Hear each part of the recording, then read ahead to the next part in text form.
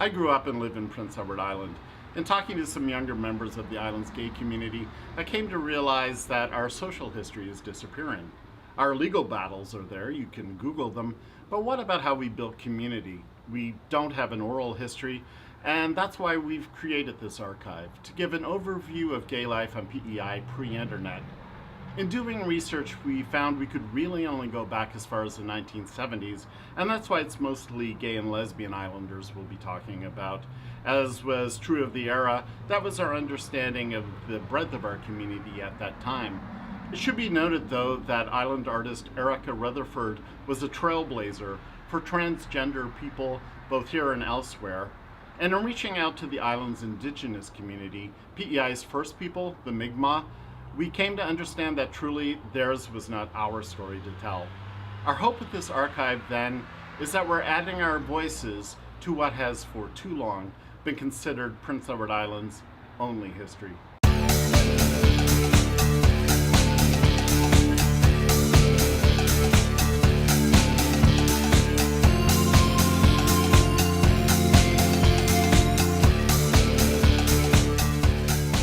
So Lee, when did you first come to PEI? Well, I came in '86 for a conference, but I moved in '87. So I came '86, that was kind of okay, I'm moving here, and then I moved here in '87 from, I think in the spring, of '87. Okay, from Ottawa. Any particular reason you came? I fell in love Nice. with a woman, and I wanted to join her here. So I upended my life in Ottawa and I moved here to be with her. And I had been back and forth from Ottawa to the island and started to have a little sense of community here. There was something called Hag's Haven on Prince Street. It was where the lesbians were living on the third floor on Prince Street. We called it Hag's Haven. It was part of Hensley Green Housing Co-op. And we were on the third floor, and it was like a 6-bedroom kind of commune where the radical lesbians were all holed up at the time. And so I moved in there. I was visiting there and getting a sense of PEI, and then I made the jump. Great. And so you talk about Hag's Haven, but was there a gay community when you came here, gay lesbian community? I didn't know, only my little circle of friends who were all from away, was I aware of a lesbian or gay community here. For quite a while. I thought all the women on PEI when I'd go camping were lesbians, but they weren't. They were just islanders.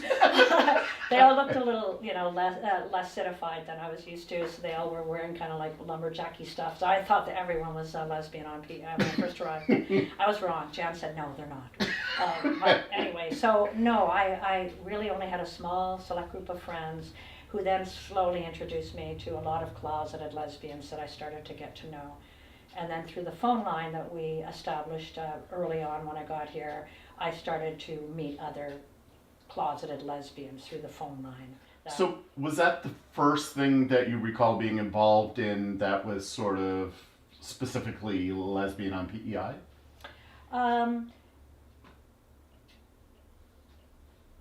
There was the Women's Festival. Within the Women's Festival, at a certain historical point, the Women's Festival kind of had this shakedown between the lesbians and the straight women as a result of bringing this one performer in. But that was later. But yeah, there were some dances at little hotels and things, and some gatherings, and there were private house parties, a few. I hardly knew any gay men when I arrived here. It took a long time to even connect with the gay male community until we started advertising the phone line, and we wanted the gay men to join us. So that was when, and that was like '93. So between '87 and '93, I really was living in this little enclave of lesbian radicalism. And that was kind of it. That was it. Outside of that little window of place, there was really no out lesbian. There wasn't a bar. There wasn't a place to meet. We organized some things. So we called ourselves the Lesbian Collective. Mm-hmm. And so that was early days where we were trying to just get a few things to happen. But no, there wasn't much. Okay. No. So when you talk about getting a few things to happen, would the phone line have been one of those things? There was actually, like they kind of historically, quickly, what I came to understand after I was on the island for a while. It was that Peter Jansen had been the one and only outspoken person on the island who had done a very early interview. I never saw it, but he was asked to speak about being a gay man on PEI. So that was like ultra radical at that time. It was good CBC did that, but it was really the first time, and I only heard about it because I arrived later. So in between 79 and kind of 87, my arrival, Peter seemed to be the only person who'd ever met with the media or spoke out about anything. And then two women who were part of the Lesbian Collective, they should be named, Helen Jury and Shirley Lambert. They were working on submission to the Prince Edward Island Human Rights Commission to eliminate discrimination on the basis of sexual orientation there. Right. And they were working before I got there, so from 83 to 86 it was a hard old slog for them, and just to get an audience or to get their attention, and you know, they were working extremely hard. So they laid the groundwork for the legal things that occurred later, and then I arrived and I kind of built on that with them. But we were very much considered a radical group who everyone was really afraid of, and we had lots of names. You know, we were called names, and we were, you know, like we were clearly outsiders, mostly from away, and we were seen as almost like oddballs or exotic, or I don't even know what the right words were. Like, just we were way over here. Did that lead to any trouble? Yeah, it led to a lot of misunderstanding between, so there was a women's festival, which there was a publication called Common Ground at the time. I actually used to write for that back in the day, but that had been going for a while through the Women's Network, and there was this annual women's festival. Well, the lesbians started to infiltrate the women's festival, and there became this difficult space of time where the lesbians and the straight women were really at odds with each other. The straight women felt that the lesbians were taking over, and that we were wearing our one earrings and our scarves, and we were, you know, we're from away, and we didn't understand, you know, we weren't very, there was just kickback, I guess. But the women's community actually worked that through, and we had a meeting and talked about all of this and broke down, and that really started to be, at least from my perspective, where there at least was solidarity between the feminist community and the lesbian community. You know, that and then the gay men kind of came later, frankly. Yep. But we had to work that one through. There wasn't a gay male presence that I was aware of. There was some, what we called cross-dressers, or Danny would be an example, and they were like considered complete pariahs. You know, they were not accepted, and they were extremely gutsy to even go anywhere because there was a lot of bashing. There was a gay men's cruising block that goes way back, and then after Byron Carr was murdered, that just heightened things. I don't know if you know about Byron Carr. Oh yes, that's a fairly important, significant moment. Yeah, there. Do you want to talk about that just a little? Well, yeah, there was a lot of fear in the community that there was a killer who was killing gay people, gay men, and that going on. So the gay men, that kind of came into the limelight then too, that, like, you know, the whole gay thing was suddenly like this guy who was killed was gay. So, you know, then there was is it a hate crime, and what happens? So gay. You know, we were advertising the lesbian phone line. Just the word lesbian would just put fear and loathing into a lot of people. And then eventually the men joined the phone line. That would be like 89, I guess. And with a lot of reluctance, they did. We kind of dragged them by the ear into it. They were really, really afraid. And most of them were professional men who had a lot to lose and were from the island. There was this mass exodus of gay men who got HIV, who tested positive. They left by the droves. You know, there was no AIDS PEI for a long time. That happened after an exodus of gay men who got ill. Just they had no support here on the island. That had been like right around the early 80s, kind of before my time, but I knew lots of men who left. They just exited because they didn't find they had support here. So it was really kind of like way behind the times, really. On that and other issues too. The abortion issue was another very contentious one at the same time happening. Yeah. So, yeah. Do you remember other events or organizations that were key in sort of the elevation of gay life, gay and lesbian Well, life? I learned kind of after the fact that UPEI tried valiantly. They actually tried to have a gay pride march on the campus 2 years running, and they were kind of closed down. That wasn't allowed. So they actually made really big efforts before the pride march in '94, and I like to acknowledge that there was things happening on campus, but they didn't have any traction yet. But what I can say is, by '94, when we put out the call that we were going to have the first Pride March, we had more straight people at that march and organizations than we had gay and lesbians. We had by far more solidarity organizations like CLIA, just them all, okay, all the progressive organizations, the VRC, Marie Burge, her whole crew, all the social justice movement folks were all there. They just came out in droves to support us. So yes, we had a lot of allies. That's good. By '94, but '87 it was a different kind of picture when I arrived. Can you talk a little bit about the first march? Yeah, well, we'd had the Women's Festival, again, a really important thing, and we brought in this radical lesbian named Alex Dobkin, who offended many, many people. She was kind of a lesbian separatist type, and she ruffled a lot of feathers, but we met with her after the festival, and she said, you have to take action here. Okay, like, it's '94, for God's sakes, and there's no pride, there's no legislation, there's nothing here for you. What are you doing? And we all looked at each other, and it was all women. There were no men there. And we went, yeah, what are we doing? And I said, well, we're going to do something about it. And that was in August, and we had the march. That was in the Women's Festival in July. And I just put the word out, and so many of us did, but I did. I said, we're doing it. That was kind of a pivot. We're doing it. So we agreed we were going to do it. And we put the word out, and we were amazed by the response, but we were still really afraid, to be honest. I was afraid. I was prepared to be physically assaulted at that march. I didn't want that to happen, and it didn't. But we did have stuff thrown from windows, and it wasn't ideal. But it was powerful, and after that, that really, I think that has to be the defining moment when things. After that Pride March, there was no going back. After you've had one, you don't just have one Pride March and then skip the next year. You keep having Pride Marches, and there have been 26 now. So there was no turning back after that. Taking it to the streets and all of that on Little PEI was probably the most radical gesture that occurred on the island's history around gay rights, gay and lesbian rights. Do you recall the impact of AIDS on PEI? Heidi and I were in the schools and doing some education in the high schools around about this topic, and it's like all you doctors and nurses and psychologists should be, when somebody comes in, whoever they are, they should have been saying, so, like, are you gay? Have you got any risk of AIDS?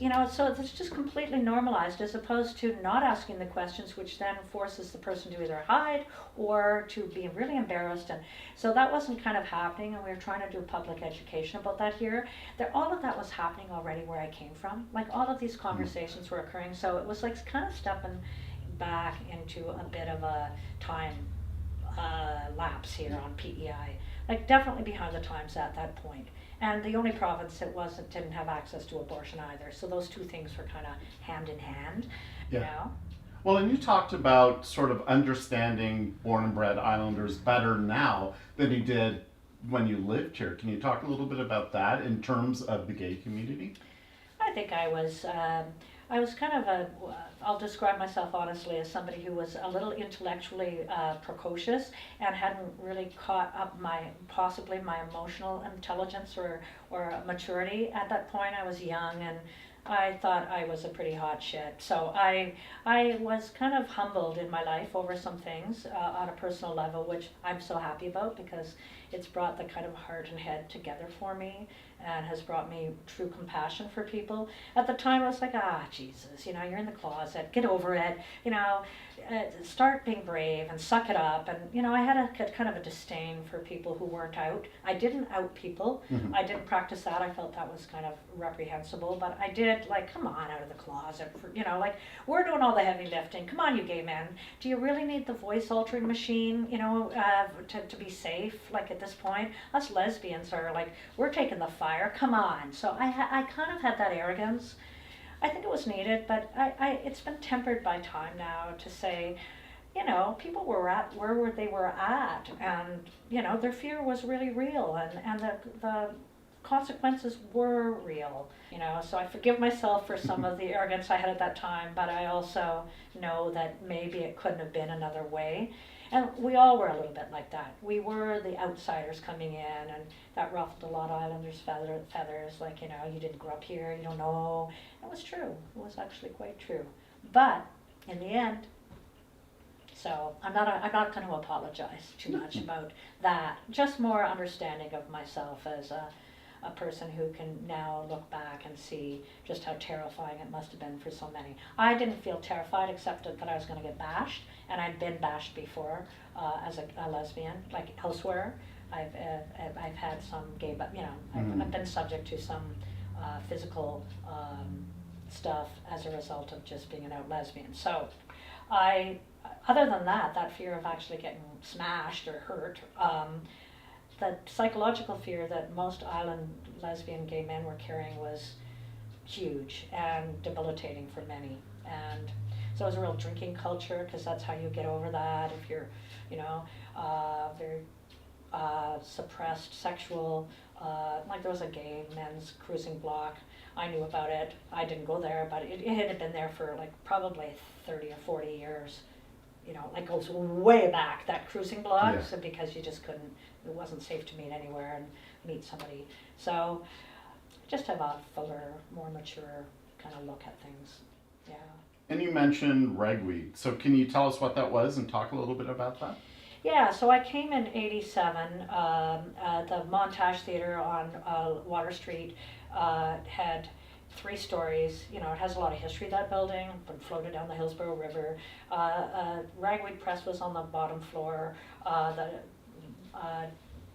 Dance Umbrella was on the other floor. We used to have wild dances down there. It was just a happening, rocking little building, large building. The press got burnt. It was arsoned, and Libby Outen was the owner at the time, and Libby couldn't cope. So she was in the middle of working on, I think, the 3rd book in her new imprint series called J'Energie, which was a radical lesbian feminist press. So she had put out a couple of chapbooks and stuff, and she said, I can't finish this book, Lee, could you take it on? Which was, it ended up being called By Word of Mouth, Lesbians Write the Erotic. So this was an erotic anthology. I was like, whoa, you know? So that was my first book that I did, and then after that I did 4 more books after that, and then a kind of a straight book for Ragweed, a commercially more acceptable book, but my other books were all lesbian anthologies, you know, and that had its ripple effect as well in the community, that Libby was putting out these outrageous books, and then my sister bought the press, and we were putting out more outrageous books, and you know, but over time, everybody was doing it, so all the presses started to do it, and things, you know, just this gradual shift till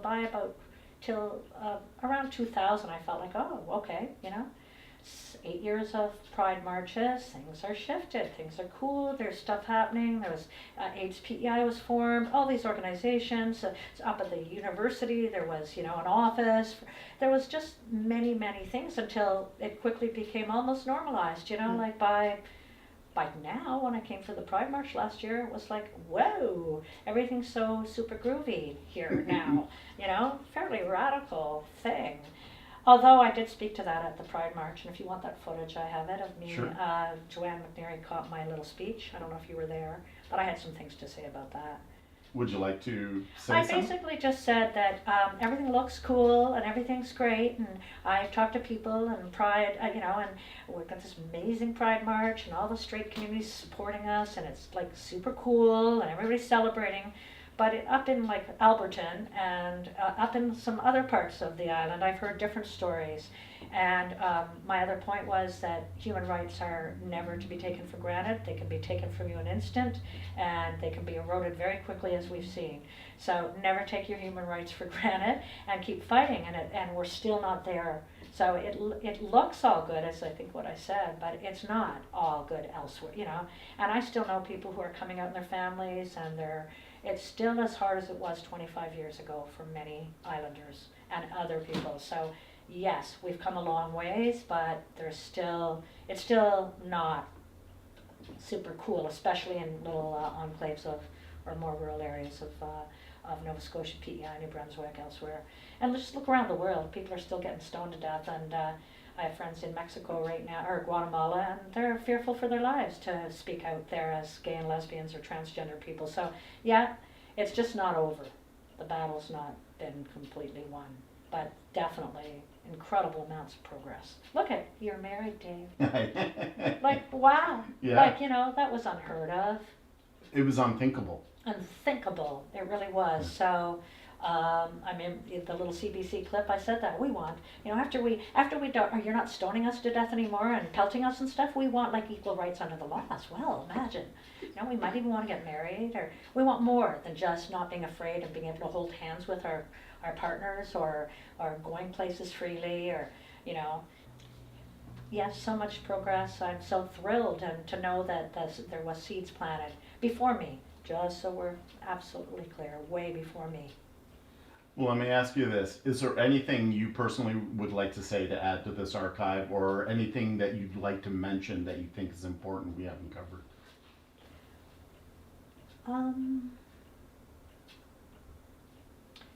I think for us older lesbians and gay people who are getting up there into, you know, that there's a new generation underneath us, and I guess I want all of us to stay as open to the emerging possibilities around gender, identity, all that spectrum. I think that it's a call for some of the older ones among us to stay fluid, to stay loose, to stay accepting, to embrace all the changes that we've seen. For some of the old lesbian feminists, it's been tough, some of this stuff. You know, the identity of woman, for example, and some of the biology stuff that's occurring in the community. And I say it's a call that we have to just remember all of our humanity factor and what connects us as humans more than anything else at this point. So I guess that's what I could say. And will you do me one more favor? Sure. Stay radical. Yeah. Question authority.